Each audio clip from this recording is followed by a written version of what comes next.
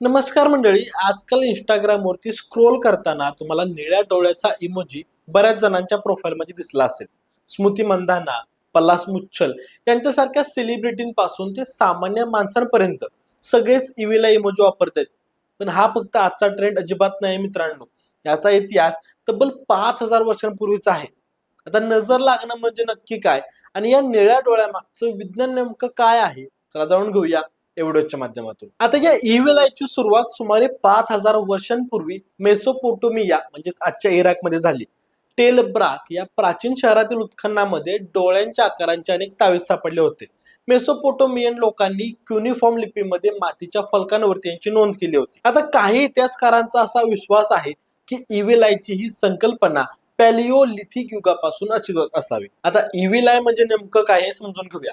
जेव्हा कोणी व्यक्ती दुसऱ्याच्या यशाकडे, सौंदर्याकडे किंवा संपत्तीकडे मत्सराने पाहते तेव्हा त्याच्या नजरेमधून नकारात्मक ऊर्जा निर्माण होते असं मानलं जातं.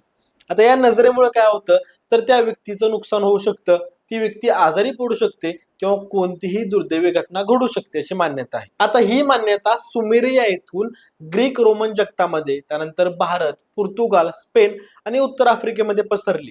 ग्रीसमध्ये याला माटो असे म्हणतात, तर तुर्कीमध्ये नजर बोनकुरू असे म्हणतात. आता आपल्या भारतात देखील हजारो वर्षांपासून नजर लागण्याची संकल्पना आहे.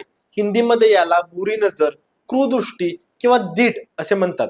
आता हिंदू संस्कृतीमध्ये इतकी रुजलेली आहे की ही मान्यता कृष्ण आणि शिव यासारख्या देवांना देखील इव्हिल आयचे संरक्षण दिले जाते. आता तुम्हाला प्रश्न पडला असेल की डोळा नेहमी निळ्या रंगाचाच का असतो? तर प्राचीन काळी काय व्हायचं तर ग्रीक आणि इतर संस्कृतींमध्ये असा विश्वास होता की ज्या लोकांचे डोळे निळे किंवा हिरवे असतात त्यांना नजर जास्त लागते किंवा त्यांची नजर तीक्ष्ण असते. तसेच निळा रंग हा पाण्याचे प्रतीक मानला जातो. वाळवंटी प्रदेशामध्ये जिथे पाण्याची कमतरता असते तिथे निळा रंग जीवनाचे आणि समृद्धीचे लक्षण मानला जातो. आपल्या हिंदू शास्त्रानुसार डोळे हे मानवी शरीराचे सर्वात शक्तिशाली अवयव मानले जातात. केवळ दृष्टीमधून वाईट ऊर्जा एका व्यक्तीकडून दुसरीकडे जाऊ शकते असं देखील मानलं जातं. आता म्हणूनच आपल्याकडे अनेक उपाय केले जातात.